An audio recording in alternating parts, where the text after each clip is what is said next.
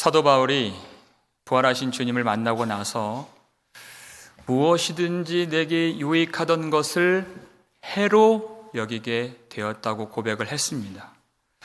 그의 모든 인식의 전환이 일어났고, 그리고 모든 것을 예수 그리스도 빛 가운데 보니까 유익된 것이 아니라 손해로 여겨졌다 하는 그런 고백이죠. 우리는 본능적으로 유익한 것을 취하고 해롭다 여겨지는 것을 버리는 그런 사람들입니다. 그런데 인생의 비참함은 우리에게 무엇이 유익하고 무엇이 해로운가를 보지 못하는 데 있습니다. 우리가 아이들 기를 때 참 그것이 그 아이에게 손해가 되고 해를 끼치는데 그것에 혈안이 되고 그것을 가지려고 악착같이 고집을 부리는 모습을 볼 때 가슴이 아픕니다. 하물며 우리도 자녀를 보면서 그렇게 마음이 미어지는데, 하나님께서 우리를 보실 때 아무것도 아니며 도리어 해가 되는 것에 대해서 마음을 빼앗기고 그것을 추구하고 기뻐하고 쫓아가는 모습을 보실 때 얼마나 마음이 아프시겠는가 하는 생각을 해보게 됩니다. 어떤 것은 우리에게 참 유익하다 생각했던 것들이 해가 될 때가 있고, 참 슬픈 일이고 상실을 당한 일이고 고통하는 일이고 부끄러운 일이지만 그것이 하나님 앞에서 우리에게 영광과 유익이 될 때가 있는 것을 우리는 알아야 됩니다. 우리가 그것을 볼 수가 없죠. 우리에게 기준이 없다는 것입니다. 우리는 그것을 모른다는 것입니다. 하나님이 빛을 비추어 주셔야 알 수가 있고, 하나님이 눈을 열어주셔야 볼 수가 있는 것입니다. 그래서 하나님께서 처음부터 사람에게 선악을 알게 하는 나무의 실과를 먹지 말아라 하신 이유는 그 기준을 내가 가져가지 말아라 한 것입니다. 내가 판단자가 되고 내가 스스로 왕이 되고 내가 하나님이 되어서 재판장이 되어서 그 기준을 가져가지 말라. 우리는 그것을 알 수 있는 존재가 아니기 때문에 그렇습니다. 우리가 요셉의 인생을 생각하면서 참 그 인생이 복되다 하는 그 이유 중에 하나가, 그는 선과 악에 대해서 자신이 판단을 내리지 않습니다. 형들에게 버림을 받고 생명부지 그 애굽 땅에 그가 팔려가게 되어서 그 노예 생활하고 죄수로 10수년을 있을 때 그는 그것이 참 나쁜 일이다라고 스스로 여기질 않았어요. 만약 그가 비통하다고 생각했다면 아마 그 주인의 집에서 성심과 충성으로 일하지 않았을 것입니다.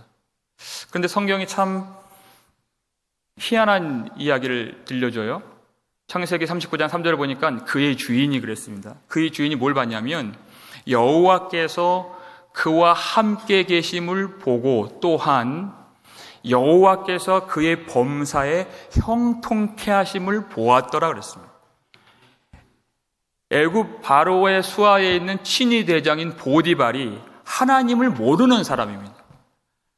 하나님과 상관이 없고 하나님을 찾지 않는 사람입니다. 그런데 그가 누구를 보고서요? 요셉을 보고서 하나님이 그와 함께 하심을 보고 하나님이 범사에 그에게 형통케 하심을 보았다고 성경이 말하고 있습니다. 그래서 성경은 마태복음 5장 14절에서 너희는 세상의 빛이라 그랬습니다. 산 위에 있는 동네가 숨겨지지 못할 것이라 그랬습니다. 여러분, 가장 불가능한 일이 빛을 막고 빛을 가리는 일입니다. 더욱이 그 빛이 하나님이시라면 어떤 사람이 그 빛을 가릴 수 있겠습니까? 그 빛을 우리에게, 주의 백성에게 세상의 빛으로 삼으시고 우리에게 주셨다는 것입니다. 그랬더니 사람들이 하나님을 보게 되고 우리와 함께 하시는 하나님, 그 빛을 보게 되었다 그래요. 요셉처럼 그 미래가 불투명한 사람이 없죠. 17살에 아무것도 없이, 돈도 없이, 신분의 어떤 안전의 보장도 없이 그가 팔려서 애굽 땅에 왔습니다. 형제들도 그를 버렸는데 누가 그를 보호해 주겠습니까? 그런데 성경은 그가 혼자가 아니었다. 하나님이 그와 함께 해주셨다 그랬어요. 그것을 보디발이 보고서 그의 모든 재반 사무와 모든 소유를 그에게 위탁할 정도로 하나님의 영광이 그 위에 있었다는 것이에요. 여러분, 그런 가정 총물이 있기 전에 17살 노예가 뭐 했겠습니까? 그가 그냥 온갖 굳은 일 했을 거예요. 걸레 빨고 청소하고. 그가 비통한 마음을 한 것이 아니라 하나님이 함께 하시는 그 마음, 주님과 교제하고 주님을 인식하고 주님을 바라보고, 언제 끝날지도 모릅니다. 하지만 그는 모든 판단 기준이 그에게 사라질 만큼의 하나님의 압도적인 강한 임재 가운데에서 살았던 그 은혜를 받은 사람인 것입니다. 요한일서 3장 20절 보니까 하나님은 우리의 마음보다 크심에 이렇게 나와요. 하나님이 임하시니까 하나님 외에 그 어떤 것들이 남아 있을 수 있는 자리가 우리 마음 가운데 있나요, 없나요? 없다라는 것이에요. 하나님이 우리 마음보다 크시고 우리 마음보다 더 넘치시는 분이신데, 차고 넘치는 영광과 위로와 은혜로 임하시는 주님이 거하신다면 그 어떤 마음이 우리 가운데 남아 있겠습니까? 그랬더니 형제들 앞에서도 그가 뭐라고 얘기합니까? 당신들은 나를 해하려 하였으나 하나님이, 그의 기준은 하나님이에요. 하나님이 그것을 선으로 바꿔서 오늘과 같이 많은 백성의 생명을 구원하게 하시려 하셨나니, 그렇게 얘기를 하고 있습니다. 구원을 위해서 하나님이 하신 일을 그가 깨닫고 바라보았다는 것입니다. 하나님이 임하시니 모든 가치 판단의 기준이 사라집니다. 좋은 일도 없고 나쁜 일도 없고 하나님만 계시는 거예요. 하나님만 선이신 것입니다. 하나님의 은혜만 남는 것입니다. 바울이 그 놀라운 그 은혜를 경험하고 회심을 경험하게 된 것입니다. 그랬더니 그 예수 그리스도 주 외에 어떤 것도 유익되질 않고 어떤 것도 내게 좋은 것이 없고 비교할 수 없는 그 은혜가 바로 내 주 그리스도를 아는 지식, 가장 탁월한, 가장 고상한, 가장 귀한 바로 그 은혜가 예수를 아는 은혜입니다라고 고백을 하고 있는 것입니다. 오늘 그 본문을 보면 그래서 바울의 소원이 그 주님을 더 알고자 하는 것입니다. 오늘 본문을, 오늘 10절을 다시 한번 읽어볼까요? 함께 읽겠습니다. 내가 그리스도와 그 부활의 권능과 그 고난의 참여함을 알고자 하여 그의 죽으심을 본받아, 이렇게 되어 있습니다. 여러분, 이 짧은 구절에 기독교 복음의 핵심 그 개념들이 다 이 안에 들어있죠. 그리스도, 부활, 권능, 고난, 죽으심과 십자가, 그 아주 복음의 핵심의 내용들이 다 들어있습니다. 근데 우리가 먼저 주목하고자 하는 말은 여기서 알고자 하여라는 말인 것입니다. 사도 바울이 옛적 자신의 육신을 자랑했던 그때에 이 알고자 하여 여기에서 실패했기 때문에 주님을 온전하게 깨닫지 못했던 것입니다. 그의 자랑이 어디 있었습니까? 그의 자랑이 자신의 혈통과 자신이 바리새파라고 하는 그런 배움과 그리고 율법에 대한 열심과 율법의 의로는 흠이 없는 자라 하는 그 자부심이 그 속에 있었기 때문에, 여기 흠이 없다라고 하는 그 말은 무엇입니까? 나는 하나님을 잘 알고 있다라는 뜻이에요. 그게 바로 바울이 실패했던 지점이었습니다. 그런데 생명의 빛이 임했더니 그가 깨닫게 된 것이 무엇입니까? 자기가 하나님을 몰랐다 하는 것입니다. 왜냐하면 예수님을 몰랐기 때문에 그래요. 우리 아까 성시교독에서도 언급했던 말씀이지만 예수께서 이르시되 내가 곧 길이요 진리요 생명이니 나로 말미암지 않고는 아버지께로 올 자가 없느니라 그랬습니다. 나는 길이요 그랬습니다. 어떤 길입니까? 우리를 잘 살게 하는 길, 건강하게 하는 길, 세상에서 명예 갖고 행복하고 고통하지 않는 길, 그 길을 말하는 것이 아니라 아버지 하나님께로 가는 길을 말씀하고 있는 것입니다. 그 길은 오직 예수 그리스도밖에 없다. 예수 안에서만 하나님을 아는 진리의 빛이 임하고 예수 안에서만 생명 되신 하나님을 만날 수 있고 예수 안에서만 하나님의 의를 얻을 수 있는 그 생명이 오직 예수 안에만 있기 때문에 우리가 사도 바울이 예수 안에서만 발견되길 내가 원합니다라고 고백을 했던 것이죠. 그 예수 밖에서 아무리 수고하고 아무리 노력하고 아무리 애쓰는 그 일들이 얼마나 사람을 더 허망하게 하고 아무것도 얻지 못하게 하는, 우리를 망하게 하는 것이고 주를 못 보게 하는 것인가. 그걸 배설물처럼 버린다 그랬어요.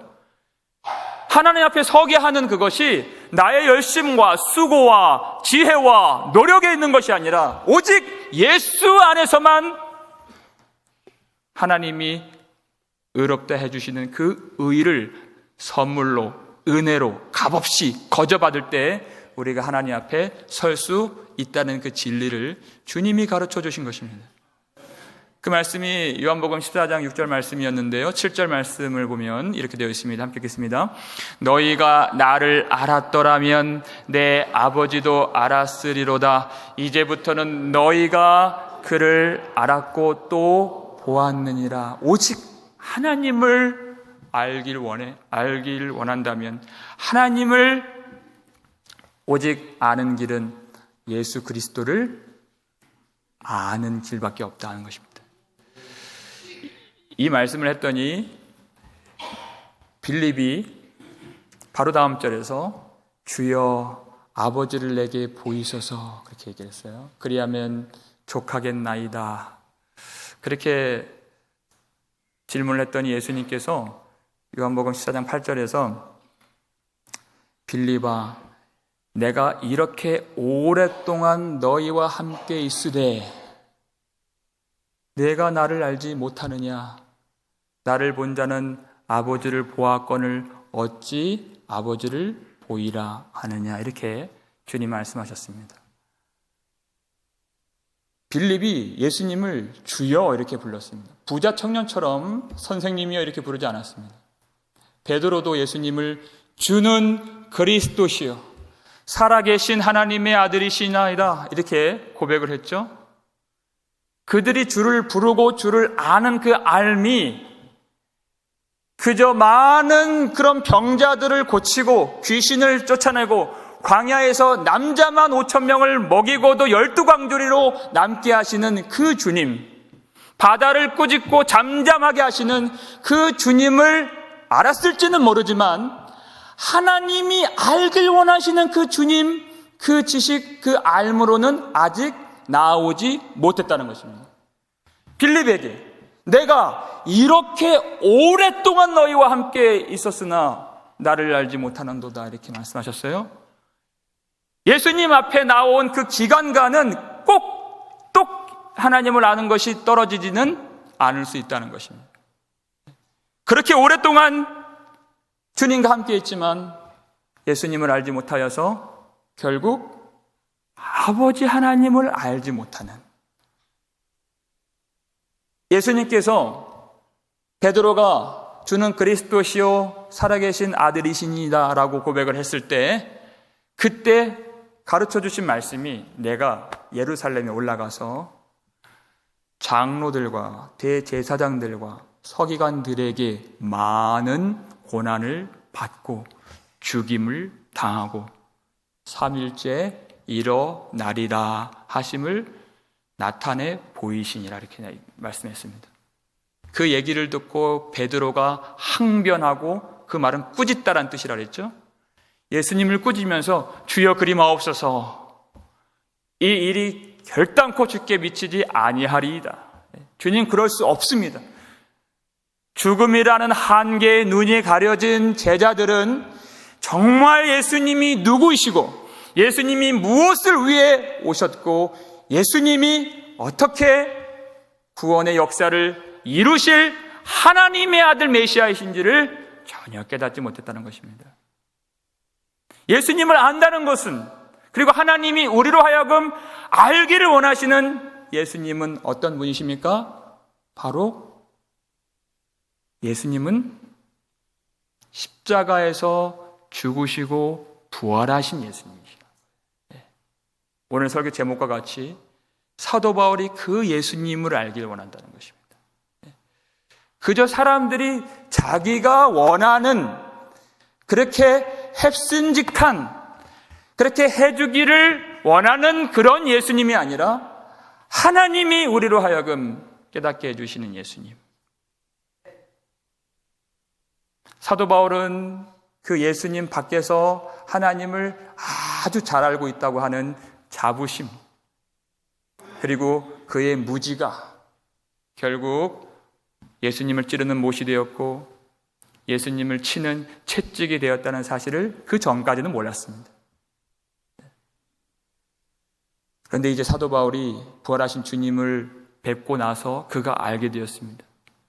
그리고 그 교회, 빌립보 교회에게 그렇게 얘기를 하고 있는 것입니다. 그 교회가, 그리고 지금 우리가 삼가 경계하고 조심해야 될 것이 무엇인가? 하나님을 안다고 단정을 짓는 것입니다. 그래서 사도 바울은 내가 알고자 하여 그렇게 얘기합니다. 누구보다 바울은 주님을 잘 아는 사람이죠. 이 귀한 이 복음서, 이 서신들을 통해서 그 진리를 깨우쳐준 사람입니다. 그렇지만 그의 고백이 내가 주님을 더 알길 원합니다, 이렇게 얘기를 하고 있는 거예요. 내가 주님을 아주 잘 알지 못하고 부분적으로 나는 알 뿐입니다. 하나님이 빛을 비추어 주시고 끊임없이 오늘도 가르쳐 주셔야 나는 주님을 알 수 있습니다. 그 주님을 알길 원합니다. 이렇게 말을 하고 있는 거예요. 예수님께서 우리가 누차 살폈던 그런 말씀이지만 마지막 날에 그 심판대 앞에서 많은 사람들이 나더러 이르되 이렇게 말씀하셨잖아요. 마태복음 7장 22절 보니까 그들이 갖고 있는 확신 무엇입니까? 많은 사람들이 나더러 이르되 주여 주여 한다는 거예요. 주여 주여.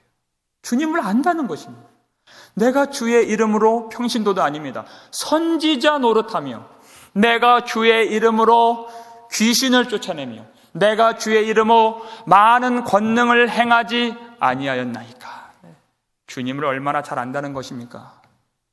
권능을 행하고 귀신을 쫓아내고 선지자 노릇할 때 그것을 보고서 사람들이 얼마나 그 사람이 하나님과 친밀한 사람이라고 여겼게 했습니까? 그런 사람이 많다고 그랬어요. 그런데 주님의 판단은 달랐습니다. 그때 내가 그들에게 밝히 말하되 내가 도무지 너희를 알지 못하노니 불법을 행하는 자들아 내게서 떠나가라 하니라. 나는 주님을 안다고 갔는데 주님은 그들을 모르신다 하실 수 있는, 알미라고 하는 것은 내가 아는 것이 아닙니다. 주님이 나를 아시는 것이 알미라고 하는 거예요. 그리고 주님이 알기를 원하시는 그 대상으로서 그 주님을 아는 것이 바로 참된 복음을 아는 것입니다. 그것이 무엇입니까? 주님의 십자가와 부활이라는 것이에요. 사도 바울이 그것을 내가 알길 원합니다. 왜 이 편지를 쓰는 것입니까?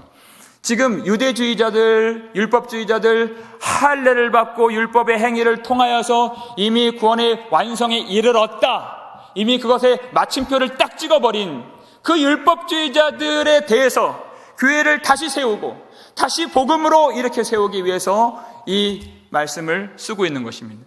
그들처럼 그들 자랑이 자신의 육체에 있고 할례에 있고 자신의 행위에 있는 그들처럼 구원의 문제가 다 끝났다라고 여기지 말고, 다음 주에 우리가 한 번 더 살필 말씀이지만 오늘 본문 바로 밑에 있는 3장 12절 말씀 우리 함께 읽겠습니다. 내가 이미 얻었다 함도 아니요 온전히 이루었다 함도 아니라 오직 내가 그리스도 예수께 잡힌 바 된 그것을 잡으려고 달려가노라 그랬습니다. 내가 이미 얻었다 함도 아니요 온전히 이루었다 함도 아니라, 아직 그 남아있는 길, 예수님이 다 이루었다 하신 그 성취된 그 보혈의 권능을 힘입어서 완성된 구원에 이르기까지 그 긴장과 영적인 전투와 싸움 가운데에서 자신을 신뢰하지 아니하고 우리의 대장 대신 모든 것을 십자가에서 이루시고 죄를 사하신 우리 구주 예수 그리스도를 의지하며 주님께 하루하루 더 가까이 나아가는 하나님의 백성이 되기를 원하여 이 말씀을 쓰는 것이죠. 그때 우리가 반드시 경계하고 우리가 알아야 될 것, 내가 정말 주님, 내가 아는 그 알미 아닌, 내가 추구하고 내가 판단하는 내 기준으로서의 주님이 아닌 하나님이 빛을 비춰주셔서 만나주시고 주님이 깨닫게 하시는 그 주님을 알길 원합니다. 사도행전에서 다윗을 선지자라고 그랬습니다. 그보다 하나님을 잘 깨닫고 그보다 더 친밀한 교제를 나눈 사람이 없죠. 그런데 다윗이 많은 시편에서도 그렇게 고백을 했지만 시편 25편 5절에서 이렇게 기도하고 있습니다. 함께 읽겠습니다. 주의 진리로 나를 지도하시고 교훈하소서. 주는 내 구원의 하나님이시니 내가 종일 주를 기다리나이다. 아멘. 주의 진리로 나를 지도하시고, 주님이 친히, 주 예수님이 친히 나를 가르쳐 주시고 나를 교훈하시고 또 책망해 주시고, 그 구원의 하나님이 구원의 진리와 빛으로 임하셔서 나를 가르쳐 주시는 그 은혜를 내가 종일, 내가 목이 빠지도록 의에 줄이고 목마른 심정으로 내가 주님을 기다립니다. 사도 바울이 이렇게 비슷하게 고백을 한 적이 있죠. 고린도전서 13장 12절 말씀입니다. 함께 읽겠습니다. 우리가 지금은 거울로 보는 것 같이 희미하나 그때에는 얼굴과 얼굴을 대하여 볼 것이요 지금은 내가 부분적으로 아나 그때에는 주께서 나를 아신 것 같이 내가 온전히 알리라. 아멘. 그랬습니다. 사도 바울도 그렇게 고백을 했습니다. 내가 아는 것은 아주 부분적으로 알고, 나는 파편적으로 알고 조각을 알 뿐 전체를 알지 못하는. 그래서 내 소원은 내가 아는 알미 아니라 주님이 나를 아시는 그 알므로 들어가길 원합니다. 그 영원하고 진실한 그 알므로 내가 나아가길 원합니다. 온전히 주님을 알길 원합니다. 이 땅에서 부분적으로 남아 전혀 주님을 알지 못할 우리이지만 부분적으로 남아 그렇게 거울로 보는 것처럼이라도 주님을 볼 수 있게 역사하시는 분이 성령님이시죠. 그 성령님을 우리가 의지하며 우리가 말씀을 전하고 듣는 것입니다. 오순절 다락방에서 120명의 제자들이 간절하게 하나님 앞에 주님의 임재를 기다리고 기도했을 때 하나님의 성령이 그날 오순절 그 초실절이라고 하는 그날에 임하셨습니다. 그때 그 감격, 그 안에 있는 그 기쁨, 그리고 그 안에 하나님이 주시는 그 말씀, 그 벅찬 그 감동과 감화, 그것을 견딜 수 없는 마음에 베드로가 나가서 오순절에 설교를 해요. 그 설교할 때 그가 묵상했던 말씀들이 그 전에는 몰랐습니다. 요엘의 말씀이 무슨 뜻이고 시편의 말씀, 16편의 말씀, 110편의 말씀, 도무지 무슨 말씀인지 알지 못했는데 성령이 임하시니 그 말씀이 과연 무엇을 가리키는 것인지 그가 알았어요. 그 말씀이 곧 예수 그리스도의 죽으심과 부활하심을 정확하게 겨냥하고 있다는 것을 그가 깨닫고 설교 가장 말미에 사도행전 2장 36절이죠. 가장 마지막에 이렇게 설교를 마칩니다. 함께 읽겠습니다. 그런즉 이스라엘 온 집은 확실히 알지니 너희가 십자가에 못 박은 이 예수를 하나님이 주와 그리스도가 되게 하셨느니라 하니라. 아멘. 그렇습니다. 그 시편의 그 16편의 특별히 10절 말씀, 이는 내 영혼을 음보에 버리지 아니하시고 수월에 버리지 아니하시고 주의 거룩하신 이를 썩음을 당하지 않게 하실 것이미로다. 이 말씀들, 다윗이 그것을 원했구나, 그렇게 여겨질 수밖에 없는 그 말씀이 성령의 빛이 임하니까 1000년 전에 다윗의 그 입술을 통해서 하나님의 거룩하신 아들 예수를 음보에 버리지 않으시고 썩음을 당하도록 내버려 두지 않으시며 죽은 자 가운데서 살리셨다는 그 말씀을 정확하게 예언하셨고 하나님은 말씀 그대로 성취하셨구나. 성령으로 그걸 깨달은 것입니다.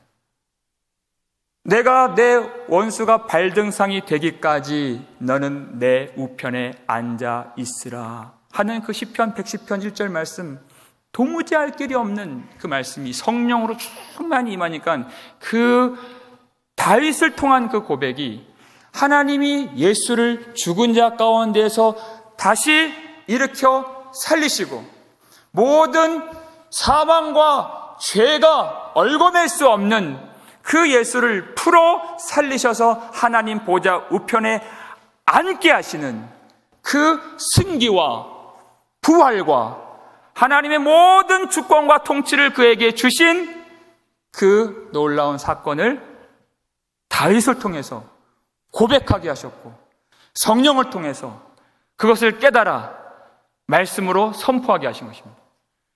그런데 그 설교의 결론이 무엇입니까? 그 거룩하신 하나님의 아들, 그 속에 전혀 죄가 없는 것을 입증하시기 위해서 모든 썩음과 죽음 가운데서 다시 살리신 하나님의 아들, 그 아들을 왜 하나님이 죽게 하셨다는 것입니까? 그 이유가 바로 이 설교의 마지막 결론 속에 있습니다. 바로 너희가 십자가에 못 박은 이 예수라는 것입니다. 하나님이 성령을 통해서 알길 원하는 예수, 바다를 잠잠케 하시고 모든 사람들을 후히 먹이시고 모든 질병과 각색병자들을 고치신 예수님, 그 예수님이 정작 왜 이 땅에 오셨고 예수님이 이루실 그 역사가 무엇이고 하나님이 만세전부터 기억하신 그 이름들을 구속하시기 위해서 예수를 통하여 하길 원하셨던 그 일이 바로 이 십자가라는 것입니다. 우리의 죄와 우리의 불법과 우리의 불순종과 우리의 무지가 못이 되어서 우리의 반역함이 예수를 십자가에 못 박는 것이 되어서 예수는 십자가에서 죽으셨고, 그리고 하나님이 그 예수 안에 십자가에서 흘리신 보혈을 보시고 전혀 죄가 이제 남지 않았다는 것을 증명하시기 위해서 예수를 죽은 자 가운데서 살리신 것입니다. 여러분, 이 설교를 듣고 사람들이 와, 참 성령 대단하다, 참 설교 좋다 이렇게 말하지 않았습니다. 이 설교 직후에 사람들의 반응이 어땠습니까? 사람들이 가슴을 치면서 마음이 찔려 애통하면서 베드로와 그 사도들에게 형제들아 이렇게 얘기를 했어요. 원래는 죽이고자 했던 그런 사도들이었잖아요. 시기가 가득 일어났잖아요. 근데 그 예루살렘에 있는 사람들이 형제들아 우리가 어찌할꼬, 우리가 어찌할꼬, 하나님 앞에 서기 위해서는 우리가 어찌할꼬. 그랬더니 베드로가 회개하여 각각 예수 그리스도의 이름으로 세례를 받고 제사함을 받으라. 그리하면 성령을 선물로 받으리라 선포한 겁니다. 오직 길이 없습니다. 다른 길이 없습니다. 예수 그리스도의 이름으로 회개하는 길밖에 없고 주님을 의지하는 길밖에 없는 것입니다. 여러분, 이것은 일생 한 번 단회적으로 일어나는 일이 아닙니다. 사도 바울은 끊임없이 그 죽으심과 부활을 알고자 하여 빛이 비칠수록 더 깊이 들어가고, 그럴수록 더 주님께 엎드려지고 더 낮아지는 빛이기 때문에 주님을 더 알길 원한다는 것이에요. 여러분, 우리 죄라고 하는 것은 얼마나 가공할 만한 권능인가. 하나님의 그 아들마저도 십자가에 못 박을 만치의 그 죄라는 것이에요. 그런데 사도 바울이 오늘 이 본문에서 그렇기 때문에 더 알길 원하는 것이 뭐냐면, 그리스도와 그 부활의 권능을 내가 알길 원한다. 그 죄의 세력과 죽음의 권세를 이기는 부활의 권능이 무엇인지를 알길 원한다는 것이에요. 그토록 일생토록 나를 사로잡아 올가매는 그 죄의 권능, 그 파괴력과 죽음의 권세를 이기는 그 부활의 권세, 부활의 권력, 부활의 능력, 부활의 힘을 알길 원한다는 것입니다.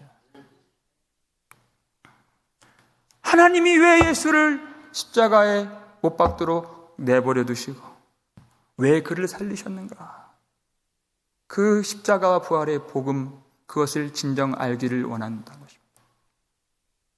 만약 예수님이 조금이라도 속죄를 다 이루지 못하여서 아주 작은 점이라도, 아주 그 미세한 한 터럭이라도 죄가 남아 있었다면 하나님은 예수를 살리지 않으셨을 겁니다. 하나님이 예수를 살리신 것은 그가 바로 거룩한 하나님의 아들이다 하는 것이에요. 이게 바로 부활을 이해하는 근본이 되는 것입니다. 요한계시록 21장에 우리가 좋아하는 말씀들이 있잖아요. 거기에는 고통도 없고 애통도 없고 다시 곡하는 것이나 다시 사망이 없는 그 나라. 여러분, 그것은 복에 대한 결과를 누리는 것입니다. 그런데 그 원인이 무엇입니까? 어떻게 그 복이 우리에게 임하게 되고 그 덕을 덧입게 되는가? 바로 부활 속에 하나님의 의롭다 하심이 그 속에 있기 때문에 그렇습니다. 예수를 믿는다는 것은 바로 예수의 죽으심이 예수를 믿는 자들로 하여금 그 죄에 대하여 내가 죽는 그 죽음으로 하나님이 여겨주신다는 것이. 믿음은 내가 안다, 내가 그것을 믿는다, 그 정도가 아니라 나와 주님이 그 믿음으로 연합하고 일치되고 하나가 되는 것을 의미하는 것이에요. 예수 그리스도의 죽으심을 바로 믿음 안에서 나의 죽으심으로 인정되고, 예수의 부활이 믿음 안에서 나의 부활이 되고, 나는 불순종했지만 믿음으로 말미암아 예수를 믿을 때 하나님 앞에 철저하게 완전히 순종하셨던 그 예수 안에서 하나님은 우리의 순종으로 여겨주신다는 것입니다. 우리는 그렇게 패역하게 아버지 하나님께 반역했던 불순종하는 자녀들이었지만, 흠없고 순전한 하나님이 기뻐하시고 사랑하시는 그 아들을 보시는 것처럼 우리가 예수를 믿고 의지할 때 하나님의 그 순전하고 기뻐하시고 사랑받는 아들로 우리를 여겨주시는 그 은혜가 믿음 안에 있는 것입니다. 사도 바울은 그것이 우리의 행위와 예수 밖에 있는 어떤 노력이 있는 것이 아니라 예수 그리스도를 믿는 믿음 안에 그 놀라운 하나님의 은혜가 선물로 주어진다는 것을 우리에게 가르쳐주고 있는 것이에요. 여러분, 그 믿음 우리가 다 믿잖아요. 믿지 않는 사람이 없습니다. 그리고 이 밖에도 예수를 믿는다고 고백하는 사람들이 많이 있어요. 그런데 그 믿음에 대한 정의를 오늘 사도 바울이 더욱더 새롭게 그리고 조금 더 깊이 우리에게 가르쳐주고 있는 대목이 바로 10절 마지막에 보면은 그 부활의 권능과 그 고난의 참여함을 알고자 하여 그의 죽으심을 본받아. 여러분, 이게 바로 믿음인 것입니다. 그저 머릿속에만 있고 입술에 닿은 그 정도만의 믿음이 아니라 그의 죽으심을 본받아. 예수와 하나가 되는 것이기 때문에 그래요. 그래서 그가 그 고난에 참여함을 알고자 하여 그랬잖아요. 여러분, 여기서 참여하다라고 하는 이 단어는 우리가 잘 알고 있는 코이노니아라고 하는 단어, 교제라는 뜻이죠. 예. 우리가 주님과 어떻게 교제하고 어떻게 주님과 동행할 수 있습니까? 주님이 무엇을 해주면 우리가 하나님과 동행한다고 말할 수 있습니까? 사도 바울은 보통의 사람들의 가치 판단의 기준과는 전혀 다른 이야기를 하고 있는 거죠. 내가 그의 고난에 들어감으로 하나님과 교제에 들어간다, 이렇게 얘기하는 거예요. 어떤 내가 생각하는 유익을 주시고 평탄한 길을 주시고 문제없고 고통 없는 길을 가면서 하나님이 나와 함께 하신다고 말하지 않고, 요셉도 그 얘기 아닙니까? 예수님처럼 팔리는 길, 예수님처럼 원통함과 억울함이 가득한 길, 죄가 없지만 예수님처럼 많은 백성의 생명을 구원하기 위해서 갔던 그 길 속에 하나님이 형통케 해주셨던 것처럼, 우리가 하나님과 교제하고 사귀는 그 사귐은 바로 예수 그리스도의 그 고난 안에 들어가면서 우리가 주님과 교제할 수 있는 그런 특권을 누리게 되었다는 것입니다. 그래서 내가 그의 죽으심을 본받아, 이렇게 얘기하는 것입니다. 본받는다는 말, 예수를 따라간다는 말일 수가 있고 예수를 닮아간다는 말일 수 있는데, 이 따라간다, 닮아간다는 말은 미묘하지만 차이가 있습니다. 따라간다는 말은 나의 의지가 담겨 있는 말이고 나의 결단이 있는 말이고 나의 그런 의도가 있는 말이잖아요. 그런데 닮는다 하는 것은 그렇지 않습니다. 닮는 것은 내가 원하든 원하지 않든 닮게 되는 것입니다. 제가 제 아들을 왜 그렇게 이뻐합니까? 제가 같은 침대에서 요즘 제 아들이랑 자거든요. 그렇게 이쁠 수가 없어요. 그냥 자다가도 몇 시간 못 자는데 아들 그냥 끌어안고, 그렇게 아들이 사랑스러울 수가 없어요. 왜냐하면 하는 짓이 나랑 똑같아요. 욕심을 부리는 것도 나랑 똑같이. 엄마는 그 아이를 꾸짖는데 나는 꾸짖을 수가 없어요. 내가 나를 어떻게 꾸짖습니까? 그렇게 이쁜 아들, 이게 내가 원하든 원하지 않든 닮아가는 그것이에요. 오늘 본문에서 말하는 그의 죽으심을 본받아는 따라간다는 의미보다는 그렇게 모양이 되어간다, 닮아간다라는 뜻입니다. 우리가 어떻게 우리의 지각과 판단 기준을 가지고 어떻게 고난 속으로 들어갑니까? 따라가고자 하나 우리는 힘이 없어요. 우린 편한 걸 좋아하고 쉬운 길을 찾고 우리 눈에 보이기에 아름다운 것을 찾는 사람들, 언제나 선악과가 있으면 그것을 먹을 수밖에 없는 사람들인 것이에요. 그런데 그의 죽으심을 본받아, 이 말은 그 속에 있는 것은 그 주체가 내가 아니요, 나를 끌고 가시는 주님, 나를 놓지 않고 가신다는 것이에요. 우리는 지금도 연약하고 지금도 쉬운 길, 편한 길을 찾는 사람들이지만 그 하나님의 구속의 완성에 이르기까지 우리를 끌고 가시는 하나님, 우리의 주인 되시는 하나님, 내가 원치 않을지라도 그 예수 그리스도를 본받는 길로 넣어주시는 하나님. 그래서 그의 죽으심, 그의 부활의 권능을 더 그가 알길 원하는 것은 그것이 그에게 가장 큰 소망이요, 가장 큰 위로가 되기 때문에 그렇습니다. 왜 그가 지금 사도 바울이 이 편지를 쓰고 있는 자리가 어디입니까? 아주 차가운 로마 감옥에 있어요.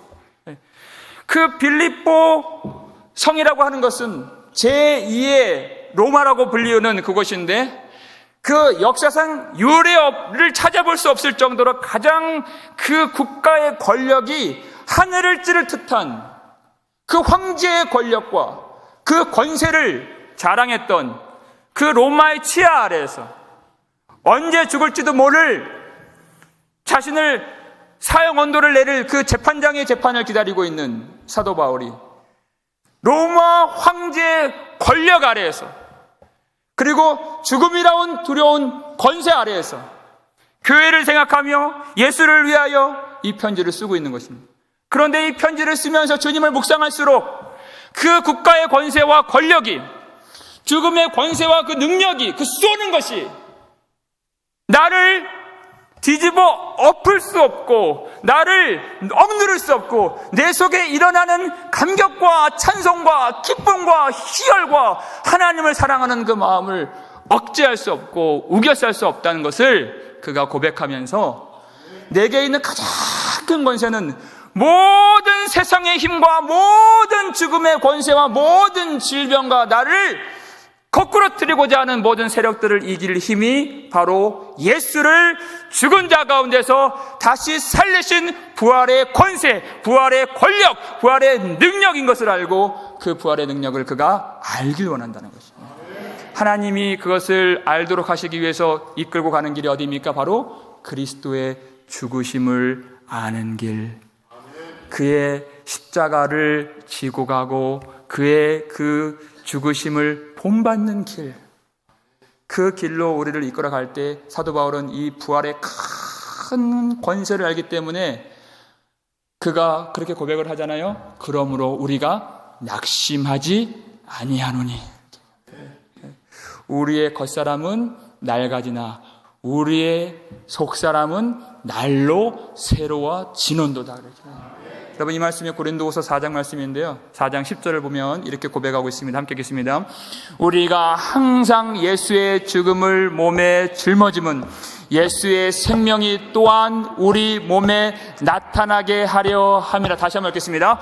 우리가 항상 예수의 죽음을 몸에 짊어짐은 예수의 생명이 또한 우리 몸에 나타나게 하려 함이라. 아멘. 그랬어요. 여러분, 이 말을 더 자세하게 해석을 하면 11절 혹시 여러분 목사님 보여주실 수 있으면 보여주세요. 11절 우리 함께 읽겠습니다.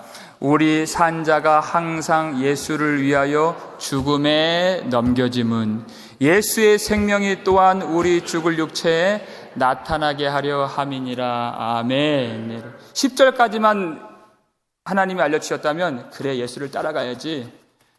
근데 여러분, 우리 결단으로 우리의 의지로 다 되지 않습니다. 어떻게 돼요? 우리 산자가 항상 예수를 위하여 죽음에 넘겨짐은 이렇게 얘기를 해요, 성경은. 그것은 우리의 의지가 아니라 하나님의 의지예요. 내가 가는 길이 아니라 하나님이 넣어주신 길이에요. 내 생각으로 판단하고 가는 길이 아니라 하나님이 그의 생각으로 우리를 붙잡고 가시는 길이라는 것입니다. 우리는 예수님을 믿음으로 오늘도 그 멀리 있는 부활의 권능이 아니라 사도 바울이 알길 원하는 것은 오늘 그의 문맥에서는 감옥 속에 있는 그 당시, 우리 삶의 지금 정황 속에 있는 우리 각 사람의 삶의 모든 환경에서, 처지에서, 터전에서 그 부활의 권능을 알길 원하는 그 마음. 그래서 오늘 감람산 겟세마네 동산에서 그 기름 짜는 틀에서 하나님 앞에 예수님이 간절하게 심한 통곡과 눈물로 기도하셨던 것처럼 우리가 주님을 찾으며 믿음으로 주님과 함께 기도하는 자리에 우리가 있는 것입니다. 숨이 막히는 그 골고다 언덕, 세상 모든 죄의 짐을 지고 가는 예수 그리스도, 십자가를 지고 가시는 그 주님 곁에 믿음으로 우리가 서서 그 예수의 죽음을 우리가 짊어지고 우리가 할 수 없을 때, 우리의 의지로 되지 않을 때 주님이 죽음에 넘겨주셔서 죽어야 다시 살 수 있고 죽어야 부활의 능력을 경험할 수 있기에 우리를 하나님의 부활의 권능의 영광으로 교제하고 참여시켜 주시기 위해서 그 길을 걷게 하실 때 그 진리를 알고 바울처럼 나는 날마다 죽노라, 그 믿음으로 고백하실 수 있기를 주의 이름으로 축원합니다. 믿음 안에서 어떤 권세보다 강력하여 승리하는 그 부활의 권능을 힘입어서 세상 어떤 통치, 권세, 나를 억누르는 어떤 질병, 고통, 상실, 어떤 아픔들, 그것들에 우리가 굴복하지 아니하고 우리의 주인 되시고 우리를 이끌어 가시고 하나님의 뜻을 완전히 이루시는 그 하나님 앞에 온전한 마음을 들이며 예배할 수 있는 저와 여러분 되시기를 주의 이름으로 축원합니다.